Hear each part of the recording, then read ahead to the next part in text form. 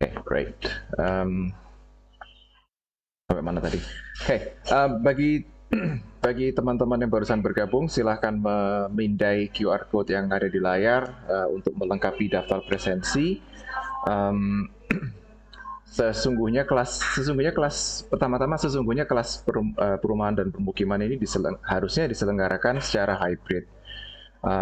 Namun karena suatu hal saya terpaksa menyelenggarakan kuliah perdana ini secara daring. Namun insya Allah mulai minggu depan kalau tidak ada tidak ada halangan lain atau ada agenda lain, maka kita bisa kembali ke agenda awal, yaitu perkuliahan secara hybrid gitu. Baik, kayaknya sih sudah semua ya. Tadi ada beberapa yang cut out terus kemudian kembali lagi. Bagi yang barusan bergabung, monggo silahkan di scan dulu QR code-nya atau memasukkan 836332 untuk melengkapi presensinya.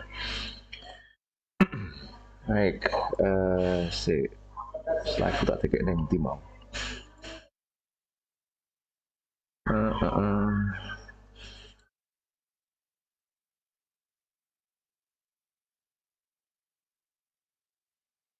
Okay, so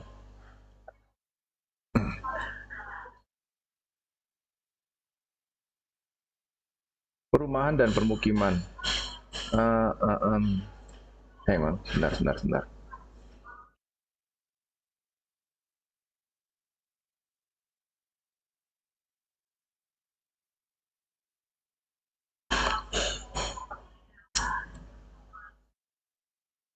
Grodal gradul.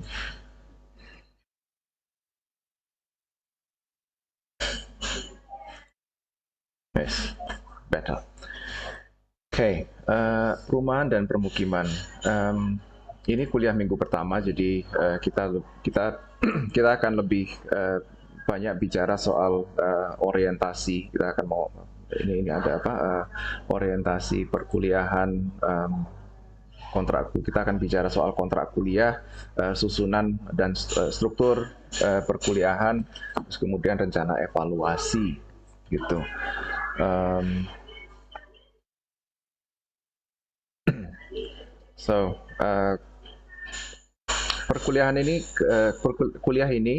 Kelas ini tepatnya dikelola oleh saya dan Bu Emma, dan kebetulan Bu Emma sedang izin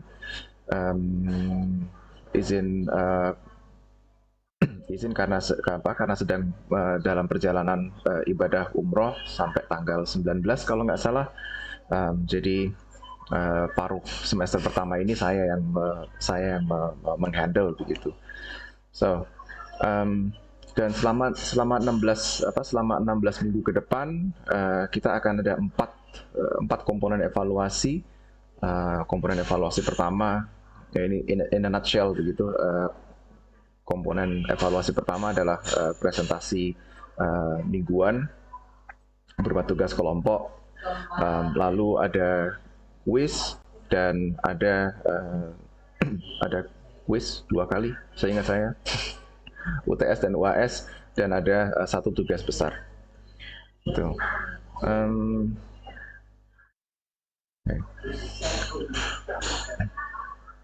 Sepanjang 16 minggu ke depan ini kita akan membahas mulai dari definisi rumah, perumahan, permukiman yang akan kita coba cover di pagi hari ini, serta signifikansi perumahan dan permukiman itu, khususnya dalam konteks pembangunan kota dan sebagainya. Lalu peran perumahan dan permukiman dalam pembangunan kota, bagaimana perumahan dan permukiman itu mempengaruhi pola perkembangan kota itu sendiri, dan bagaimana perumahan dan permukiman itu juga mempengaruhi flow atau arus barang dan jasa dalam lingkup perkotaan. bahkan sampai ke wilayah gitu ya. Lalu topik atau pokok bahasan ketiga adalah permasalahan dalam penyediaan perumahan dan permukiman, beserta faktor-faktor yang mempengaruhi penyediaan perumahan dan permukiman itu gitu. Kadang kalau kita baca soal ini sedikit intermezzo, kalau kita baca soal housing backlog, banyak juga tidak sedikit data yang mengatakan kalau kota ini Surabaya misalnya, Surabaya atau Jakarta gitu ada sekian persen housing backlog. Housing backlog itu kan adalah jumlah penduduk yang tidak memiliki akses ke perumahan gitu. Padahal di sisi yang lain kita juga bisa melihat ya kalau dari segi supply banyak juga rumah-rumah yang kosong gitu. Berarti kan ada mismatch di situ antara supply, demand dan hal-hal yang berada di antara supply dan demand itu gitu. Lalu pokok bahasan keempat yaitu klasifikasi atau tipologi perumahan dan pemukiman yang paling kentara gitu ketika kita bicara soal perumahan dan permukiman itu adalah ada landed housing landed housing, terus kemudian ada vertical atau stack housing, rumah susun, dan apartemen sama rumah susun sebenarnya technically mereka sama, hanya beda di istilah pemasarannya saja gitu. Apartemen untuk middle up, rusun biasanya sifatnya public housing dan itu targetnya adalah untuk middle to lower income, dari kalangan ekonomi menengah sampai ke MPR. Lalu sistem pengadaan dan pembiayaan baik bagi MPR maupun yang non MPR, karena sumber dan tata cara pengadaan dan pembiayaannya itu berbeda. Kalau MPR lebih banyak ditanggung oleh government, sedangkan kalau yang non MPR, ada sumber-sumber lain yang memungkinkan akses terhadap pembiayaan yang ultimately akan memberikan akses kepada perumahan dan pemukiman itu.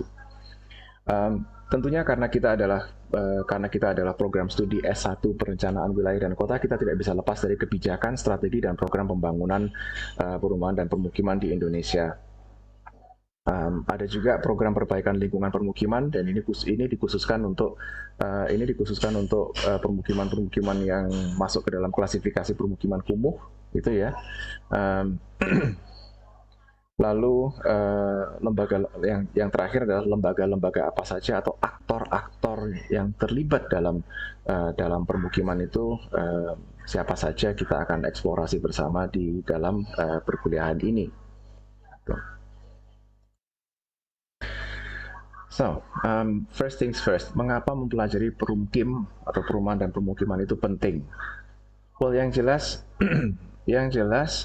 kalau kita bicara soal kota dan pertumbuhan kota, urbanisasi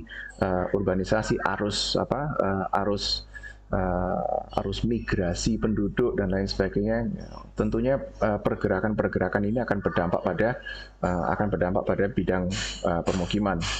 Dia akan berdampak pada penggunaan lahan, yang jelas itu satu. Terus kemudian salah satu penggunaan lahan itu adalah untuk perumahan dan permukiman.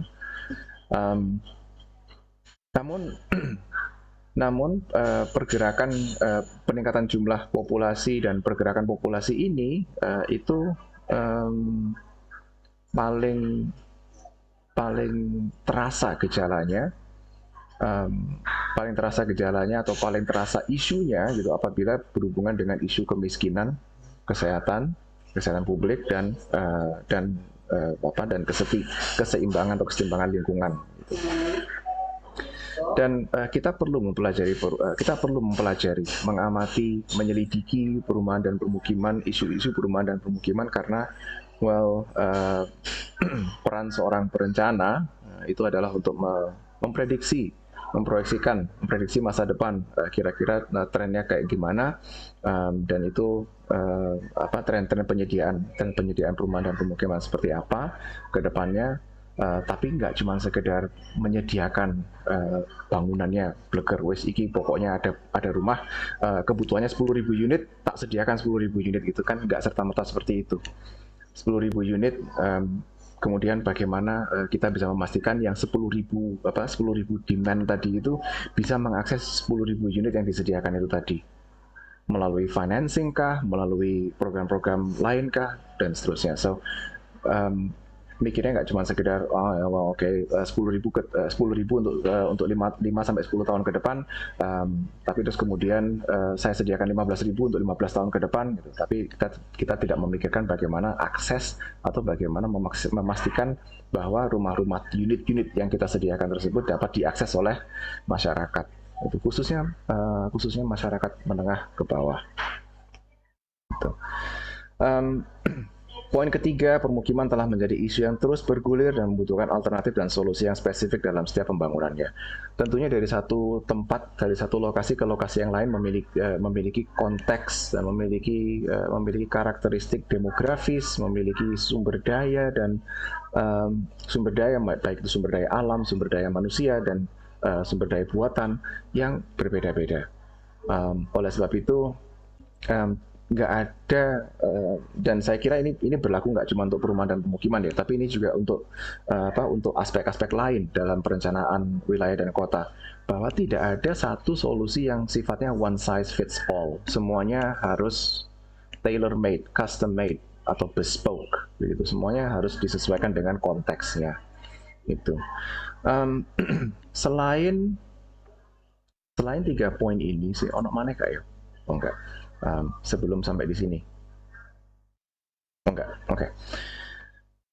Terus kemudian bagaimana kaitannya permukiman dan perencanaan? Well, permukiman merupakan sebuah proses dan produk yang berawal dari konsep shelter atau tempat bernaung, gitu ya. Dan permukiman berkorelasi dengan aspek-aspek yang luas. Ada aspek politisnya di situ, ada aspek sosial, ekonomi, budaya. Dan lagi-lagi hal-hal seperti ini, politik, sosial, ekonomi, dan budaya ini masih melekat pada proses penyediaan perumahan hingga saat ini. Gitu. Sekedar ya nggak menyimpang sih gitu, tapi side track sedikit gitu. Kalau kita bicara soal korelasi permukiman dengan aspek sosial dan ekonomi aja, salah satu komponen dalam korelasi tersebut adalah home ownership atau kepemilikan rumah, gitu ya. Kepemilikan rumah itu umumnya dipandang sebagai indikator kekayaan. Benar nggak? Kalau kita punya rumah, berarti kita punya aset yang bisa kita perjualbelikan dan atau kita agunkan untuk mengakses sumber daya yang lain. Misalnya kita mau buka usaha, kalau kita punya rumah, kita punya aset itu, rumah itu bisa kita agunkan untuk mengakses pembiayaan untuk membuka usaha kita. So, kepemilikan rumah itu artinya macam-macam, indikator kekayaan, terus kemudian dia juga sebagai leverage, sebagai pengungkit untuk membuka kesempatan-kesempatan yang lain. Di samping itu, kalau kita mau belajar dari pandemi yang sudah berlangsung selama beberapa waktu ini, gitu ya, selama 2 tahun ini, mau jalan 3, semoga nggak jalan lebih jauh lagi, gitu ya. Home ownership atau kepemilikan rumah ini adalah indikator kesehatan sosial yang sangat-sangat signifikan. Kenapa begitu? Kalau kita pikir lagi ya, rumah, kalau kita punya rumah gitu ya, dan kita kaitkan dengan peristiwa dan kita kaitkan dengan pandemi COVID ini gitu. Banyak loh kasus-kasus yang ketika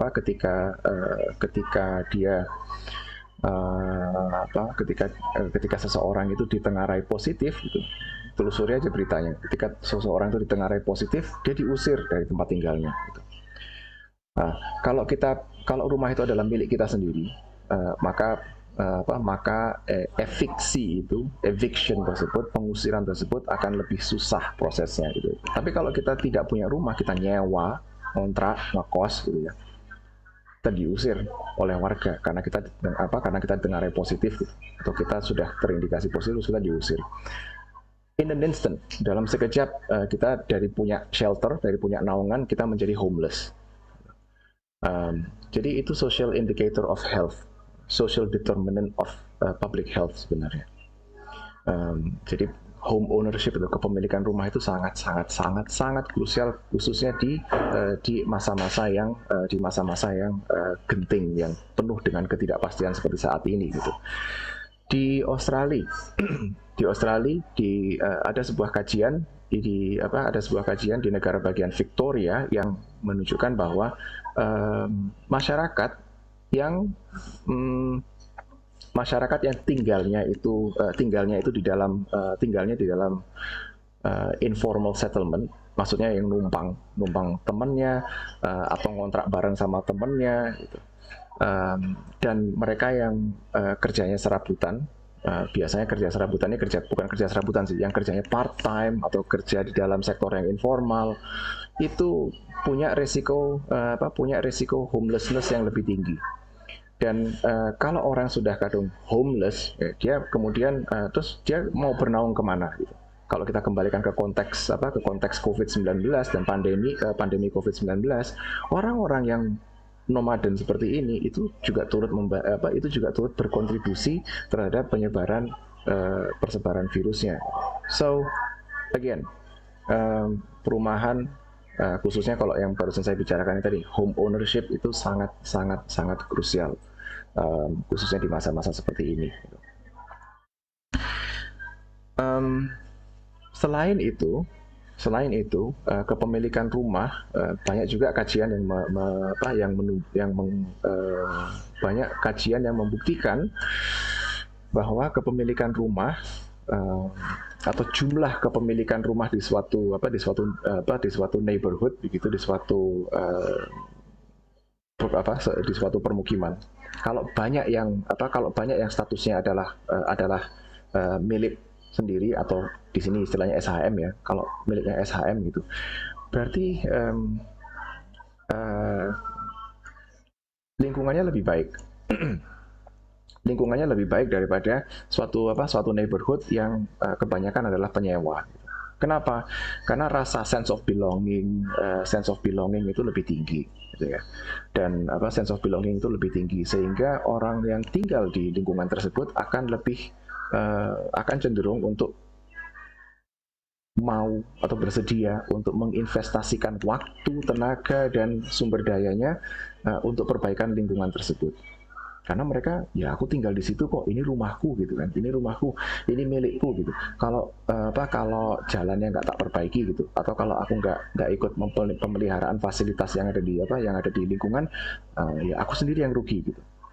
Kalau orang nyewa, karepmu gitu kan ya, rusak ya wis. Lah aku nyewa kok, habis ini aku pindah aja, beres.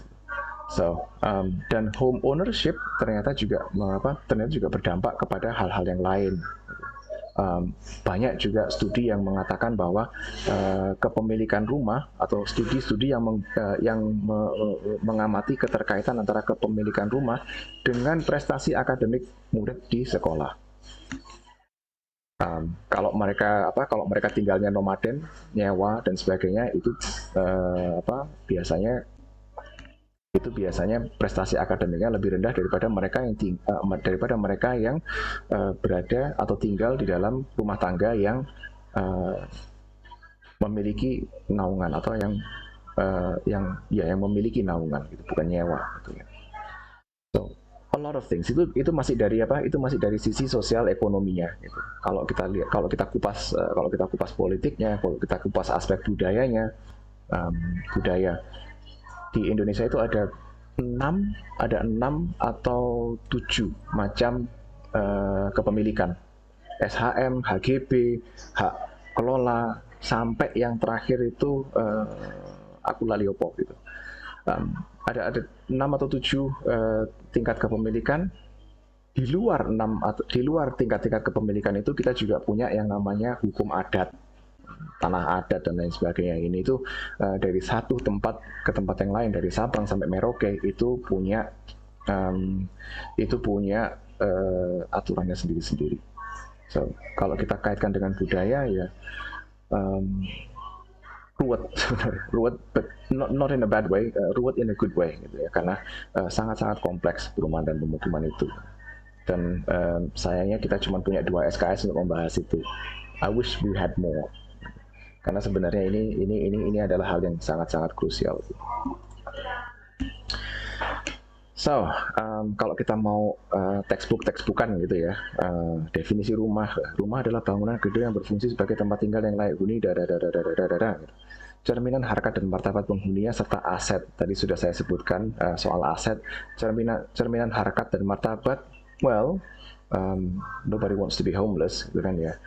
Dan kepemilikan rumah itu, home ownership, lagi-lagi mengangkat harkat dan martabat penghuninya itu. Rumah berfungsi sebagai shelter ketika rumah sakit tingkat okupansinya tinggi, bahkan sampai membludak, there's nowhere else to go gitu ya. Mau isolasi di mana? Ya, isolasi di rumah. Jadi rumah itu berfungsi sebagai shelter untuk melindungi penghuninya dari ancaman, dalam tanda kutip, dari ancaman dari luar, serta sekaligus melindungi lingkungan sekitarnya dari apapun yang diderita oleh penghuninya itu. Itulah rumah. So, rumah itu tadi bangunan tunggal. Kalau perumahan ya berarti majemuk. Perumahan adalah kumpulan rumah sebagai bagian dari permukiman, baik perkotaan maupun perdesaan, yang dilengkapi dengan prasarana-sarana dan utilitas umum sebagai hasil upaya pemenuhan rumah yang layak huni. Jadi kalau perumahan ya sekumpulan itu yang paling gampang kita bayangkan adalah klaster-klaster, misalnya klaster ini, klaster itu gitu. Is there someone? Sorry. Lalu permukiman. Permukiman adalah bagian dari lingkungan hunian yang terdiri dari lebih dari satu satuan perumahan dan permukiman. Perumahan. Yang mempunyai prasarana-sarana utilitas umum dan mempunyai penunjang kegiatan fungsi lain di kawasan perkotaan atau kawasan pedesaan. Kalau kita melihat sebuah kota, sebuah kabupaten, sebuah desa, satu desa itu permukiman, satu kota itu adalah permukiman, settlement, gitu. Karena dia terdiri atas berbagai macam fungsi itu tadi. But itu adalah textbook definition dari istilah-istilah yang akan kita lempar back and forth gitu sepanjang perkuliahan ini berlangsung. Kawasan permukiman adalah bagian dari lingkungan hidup di luar kawasan lindung.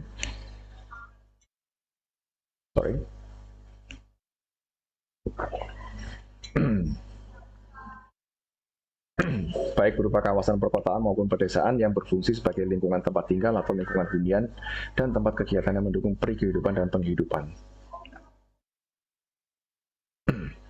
Kalau kita mau mengilustrasikan, kurang lebih bisa dianggap seperti inilah. Kalau perumahan itu 15 sampai 1000 rumah itu dianggap sebagai perumahan, ya permukiman itu antara 1000 dan 3000 rumah. Lingkungan hunian itu 3000 sampai 10.000, kawasan permukiman itu di atas 10.000. So, tergantung dari skalanya, tergantung dari ukurannya. Kawasan permukiman ini bisa satu kelurahan atau bisa satu kecamatan atau lebih gitu. Tergantung kalau kita mau lihat kalau kita mau mengukur dari angkanya gitu.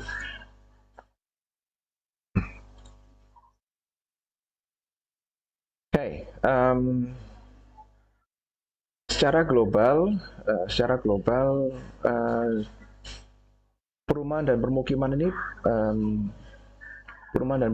punya disoroti secara global. Perhatian dunia terhadap pemukiman.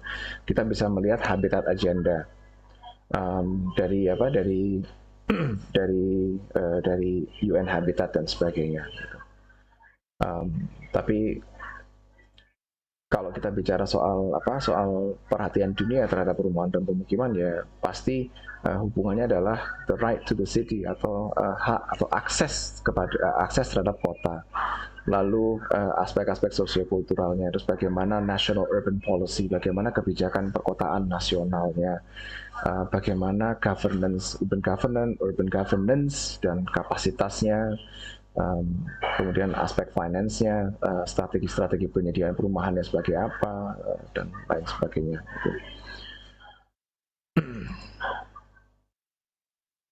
So, selanjutnya saya akan share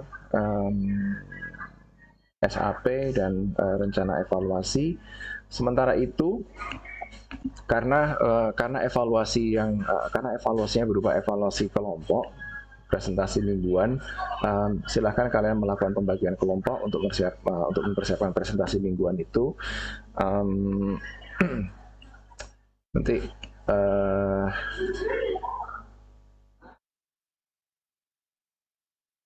Nanti saya sediakan satu slot submission di Classroom, untuk supaya teman-teman bisa upload daftar kelompoknya di situ. Selain mengupload, silakan Komting atau perwakilan kelas untuk menyampaikan daftar kelompoknya ke saya. Gitu. Dan pembagian kelompok ini nanti saya akan terjemahkan atau saya akan translasi ke dalam Classroom. Dengan begitu, kalau ada pengumpulan tugas kelompok dan lain sebagainya, nggak perlu semua anggota yang submit, cukup satu dokumen yang saya nilai, yang lainnya katut. Itu bahasa Indonesia-nya apa? Yang lainnya katut, gitu aja, guys. Ada beberapa referensi atau ada beberapa pustaka yang sudah kami sediakan di Classroom. Nanti seiring dengan berjalannya waktu perkuliahan, kami akan menambahkan beberapa referensi yang relevan dengan topik atau tema yang akan kita bahas pada minggu tersebut atau minggu yang akan datang. Gitu. Hey, RPS. No, this one.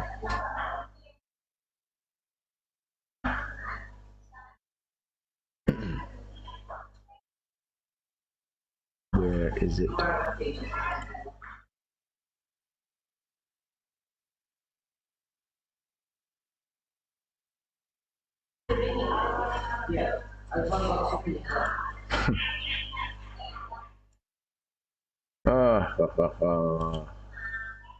Is it this one? There you go. Okay. Berikut adalah snapshot dari RPS. Ini RPS semester genap 2020-2021. Ada beberapa hal yang perlu kami update di situ, khususnya nama dosen pengampu. Kemudian sementara ini tidak terlibat dalam perkuliahan ini karena beliau sedang tugas belajar. Oleh sebab itu mata kuliah ini dikelola oleh saya, Bu Emma, Bu Ida, dan Pak Brandika. Gitu. Lalu, bentar.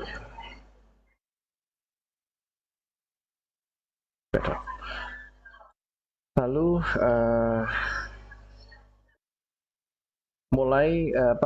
presentasi mingguan itu dimulai dari minggu kedua. Di dalam RPS telah ada indikator atau ada panduan mengenai kedalaman materi pembelajaran yang akan dibahas oleh masing-masing kelompok, gitu. Setelah melakukan presentasi, maka kita akan melanjutkan dengan diskusi. Saya akan tambahkan dengan beberapa studi kasus dan pengertian tambahan jika diperlukan. Minggu kedua konsep dasar perumahan dan pemukiman. Tadi sudah saya sebutkan beberapa clue-nya gitu. Minggu ketiga adalah kebutuhan supply and demand. Lalu minggu kelima kita bicara soal kelembagaan. Minggu keenam oh sorry, ini kayaknya ada apa? Ini kayaknya juga ada. So I need to sorry, minggu keenam tuh quiz. Minggu keenam tuh quiz. Dari minggu kedua sampai kelima, so anggaplah UTS-nya di situ. Lalu di minggu ke-7 dan 8 strategi pengadaan dan pembiayaan pembangunan perumahan dan permukiman. Terserah mau mau yang pengadaan dulu atau yang pembiayaan dulu. Tapi yang jelas di dalam minggu ke-7 dan ke-8 ini fokusnya adalah kepada akses dan keterjangkauan. Akses dan affordability, akses dan keterjangkauan. Itu permasalahan pengadaan lahan dan sebagainya. Lalu di minggu ke-9 adalah sorry kalau terlalu kecil. Lalu di minggu ke-9 pengelolaan lingkungan yang berhubungan dengan pengembangan permukiman. Lalu di minggu ke-10 adalah posisi atau signifikansi perumahan dan permukiman dalam produk perencanaan. Ini jadi mengeksplorasi bagaimana perumahan dan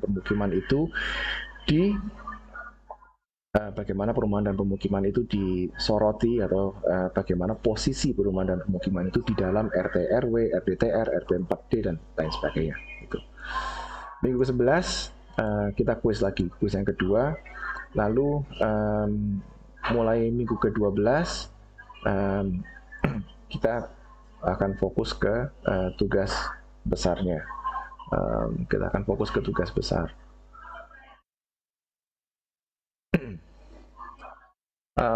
Pada minggu tugas besarnya dulu itu adalah berupa artikel ilmiah. Berupa artikel ilmiah. Namun barangkali di dalam semester ini saya dan Bu Emma akan melakukan sedikit penyesuaian. Mungkin bukan artikel ilmiah yang berupa jurnal, tapi akan kita turunkan menjadi sebuah esai. Menjadi sebuah esai tentang studi kasus yang mempertajam pemahaman rekan-rekan sekalian terhadap masing-masing aspek ini gitu. Jadi kalau yang presentasi pertama lebih orientasinya lebih ke pada definisi dan posisinya dalam kerangka kebijakan dan perencanaan. Kalau di tugas besar kalian akan lebih fokus kepada studi kasus dan bagaimana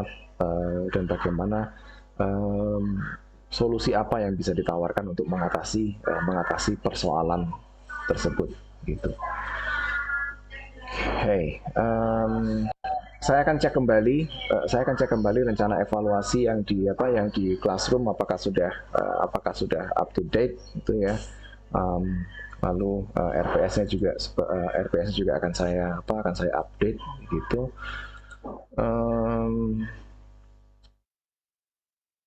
Terus apa lagi yang harus saya sampaikan ini?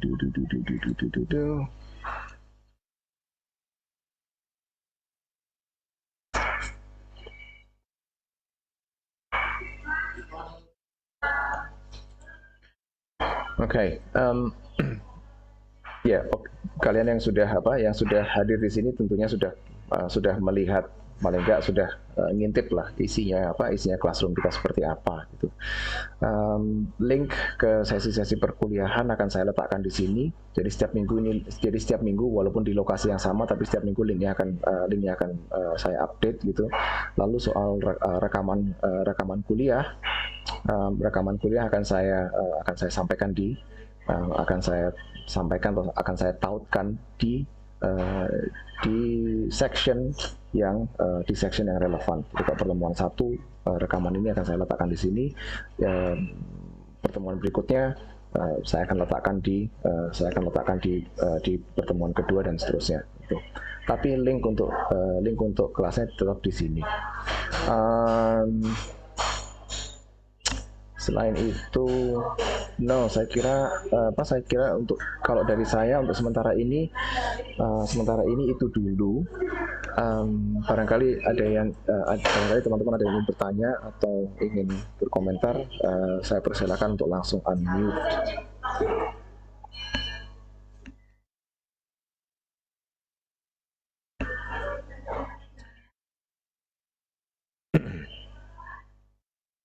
Bentar, saya cari RE-nya.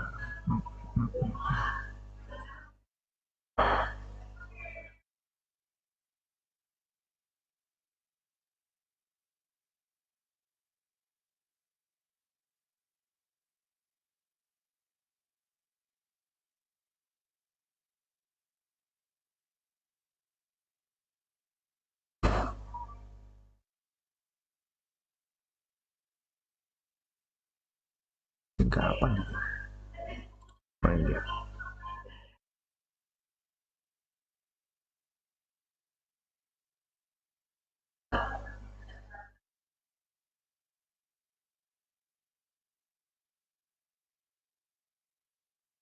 Sambil nunggu file saya loading, saya pengen tanya, berapa di antara kalian yang familiar dengan dengan software reference manager?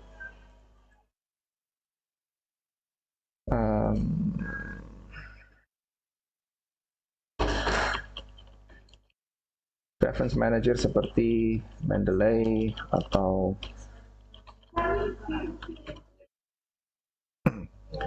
siapa yang familiar dengan Mendeley atau Zotero?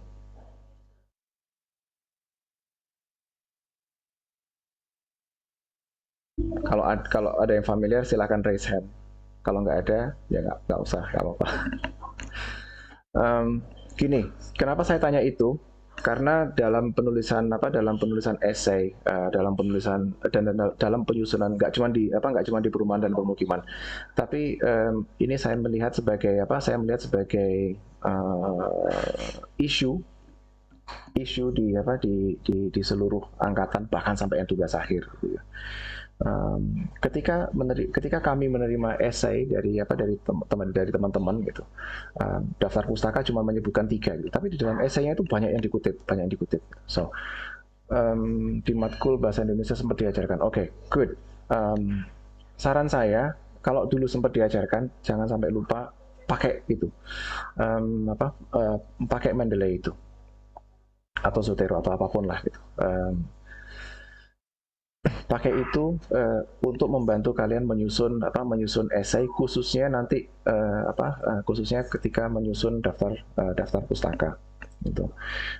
Kenapa kok itu menjadi penting? Well, satu, karena di saat tugas akhir nanti kalian akan diminta untuk menulis artikel jurnal. Dan ketika dan kalau sudah berurusan dengan yang namanya jurnal, pasti pertanggungjawabannya itu lebih berat daripada esai tugas biasa. Dan reference manager ini memudahkan kalian untuk mengelola references, mengelola kutipan. Saya kasih contoh ini. Ini adalah draft manuskrip tugas akhir kakak tingkat kalian itu, yang kami susun untuk CITES tahun lalu gitu. Naskahnya sendiri sih oke lah gitu ya. Naskahnya sendiri sih quite straightforward. Tapi yang menjadi tantangan adalah jumlah referensinya. Kalau kalian cuma mengutip satu atau dua sumber sih gampang. Gitu. Di sini kami mengutip 62 sumber. Kalau itu kita lakukan secara manual, pasti ada yang meleset, pasti ada yang kelupaan, pasti ada yang kelewatan. Gitu. Dan itu sering kami temukan di naskah tugas akhir juga kayak gitu bahkan.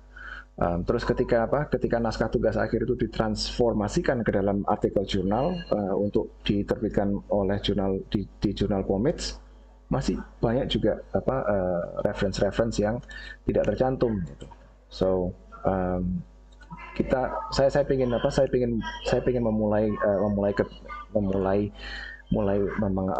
mengajak teman-teman untuk memulai ke sebuah kebiasaan baik atau kebiasaan baru begitu, kebiasaan baru dalam mengutip dan menyusun manuskrip apapun, dari yang sepele seperti esai untuk forum game gitu, sampai ke manuskrip yang sifatnya lebih begitulah, yang lebih krusial gitu. So enaknya dang.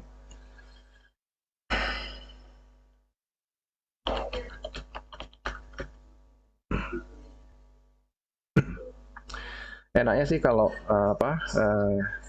menggunakan ini ya, dia ada pluginnya langsung, jadi kita bisa langsung sambil mengutip daftar isinya nanti, daftar pustakanya nanti jadi sendiri gitu, jadi nggak perlu mikir dua kali. Terus it takes some time to load gitu.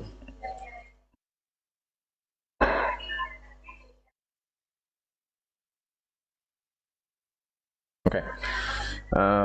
Ya wes, itulah so reference manager.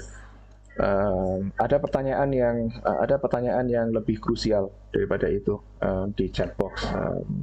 Untuk kelompok presentasi mingguannya per kelompok berapa anak, dan untuk kelompok tugas besar apakah disamakan dengan presentasi mingguan?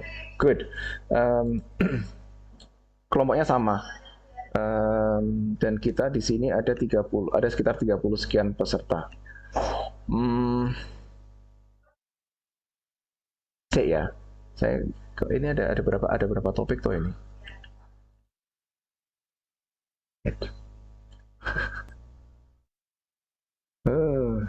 Satu, dua,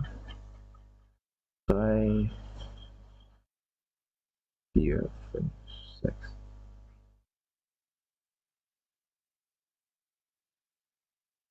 7, 8.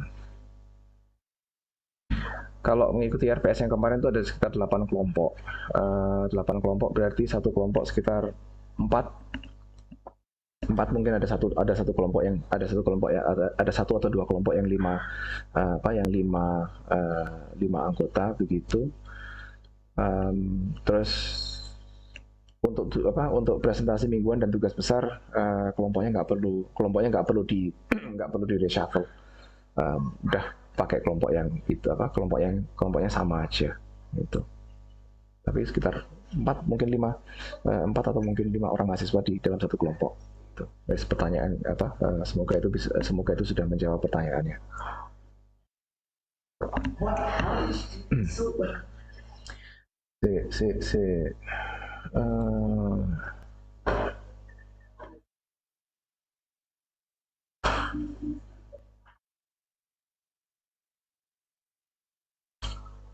Apakah yang ini ya?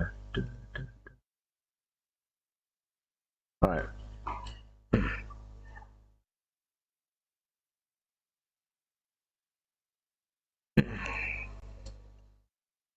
Berikut rencana evaluasi dan rencana penilaiannya. Untuk evaluasi 1, topik mingguan ini memiliki bobot sebagai berikut. So kurang lebih ini 10 dengan 25. Salah, di 45%, 65%. Oke.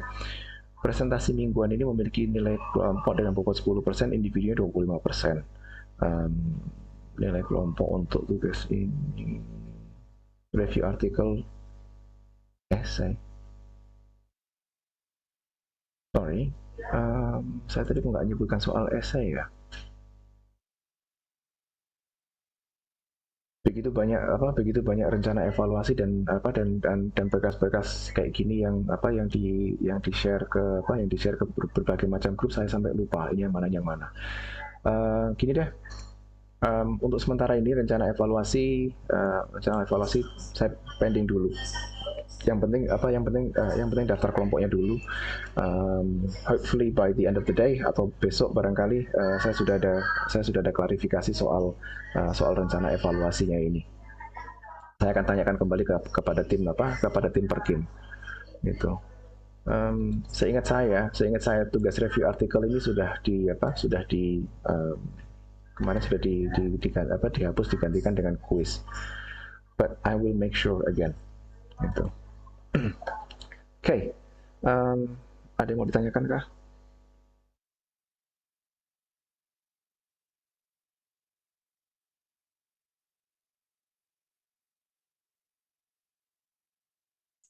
Permisi Pak, izin bertanya. Silakan. Iya, saya Abi dari PS18. Tadi mau tanya Pak soal yang tadi kan Bapak sempat sampaikan soal ilustrasi batas kawasan permukiman Pak ya. Kan ada permukiman, ada perumahan, di mana kan ada intervalnya ya, 15 sampai 1000 perumahan dan lain-lain. Nah itu apakah intervalnya udah fix seperti itu atau cuma kira-kira gitu aja Pak? Mungkin itu. Terima kasih. Oke, sama-sama. Kita nggak bisa berpatokan pada satu parameter untuk menentukan batas kawasan. Well, untuk menentukan batas apapun gitu ya. Misalnya gini, mungkin kalau kita lihat sebuah kota padat seperti Jakarta, Surabaya, dan kota-kota besar di Indonesia lainnya, kalau kita bilang kawasan permukiman di atas 10.000 rumah, bisa dapat itu. Tapi bagaimana dengan desa yang jumlah penduduk sebuah desa yang jumlah penduduknya barangkali nggak sampai 1000. Terus apakah itu nggak bisa dianggap sebagai kawasan permukiman? Gitu. Ini hanya sebuah ilustrasi. Tapi parameter yang digunakan dalam ilustrasi ini itu kita harus hati-hati. Saya sendiri juga akan saya sendiri juga harus merevisi diagram ini dan menambahkan keterangan lainnya gitu.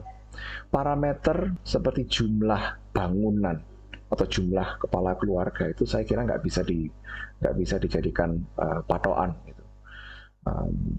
Bisa jadi kalau kita bicara skop yang desa tadi, penduduknya lo nggak sampai 1000, ya berarti perumahan dalam konteks pedesaan itu barangkali 15 sampai 20 rumah atau 15 sampai 100. Nah, permukimannya adalah 200 sampai 500 dan seterusnya gitu. Jadi skalanya ini saya kira itu berubah again sesuai dengan konteks. Kalau kita bicara soal perumahan dan permukiman dan perencanaan wilayah dan kota secara umum gitu ya, barangkali kita nggak bisa berpatokan pada satu atau dua parameter yang pokoknya kayak gini gitu. Nah, kita tetap harus memperhatikan konteks geografis, konteks demografis dan lain sebagainya untuk menentukan parameter-parameter tersebut. Gitu. Karena apa? Parameter yang bisa digunakan di satu tempat belum tentu bisa diaplikasikan di tempat yang lain. Terus kemudian ya, saya tadi mengatakan kalau solusi yang ditawarkan di satu tempat tidak bisa ditawarkan di tempat yang lain karena konteksnya berbeda. Sama dengan parameternya, parameter yang di lokasi A tepat, barangkali di lokasi B nggak tepat gitu. Parameter kawasan permukiman di atas 10.000 ini tepat untuk kota-kota besar, tepat untuk kota-kota yang padat, Hong Kong, Singapura, Surabaya, Jakarta, dan sebagainya. Tapi kalau desa-desa yang bahkan di peta pun mungkin nggak muncul, ya ini nggak relevan gitu Mas. Iya baik Pak, terima kasih. Berarti disesuaikan dengan karakteristik wilayah masing-masing Pak ya? Yap. Ya, baik, terima kasih Pak. Sama-sama. Tadi ada lagi yang mau tanya bukan?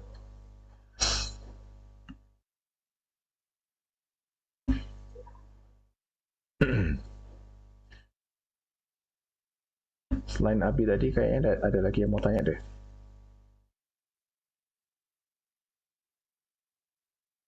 Atau enggak?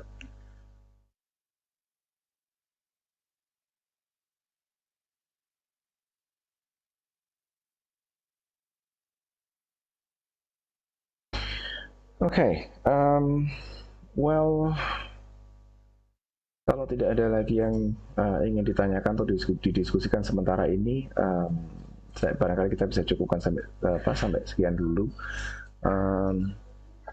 Lagi-lagi saya menyampaikan bahwa perkuliahan minggu pertama ini karena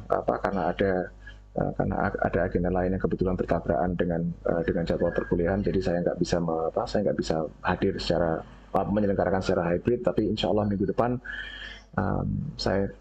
minggu depan kita akan bertemu secara hybrid sesuai dengan urutan NRP ganjil genapnya itu. But yeah, saya sendiri juga sudah kepengen banget ketemu dengan teman-teman lagi setelah sekian lama gitu ya. Oke, saya tunggu daftar kelompoknya. Nanti update rencana evaluasi dan lain sebagainya akan saya sampaikan melalui Classroom. Kurang lebihnya saya mohon maaf. Terima kasih sekali lagi atas kehadirannya. Selamat pagi, jaga kesehatan selalu. Assalamualaikum warahmatullahi wabarakatuh.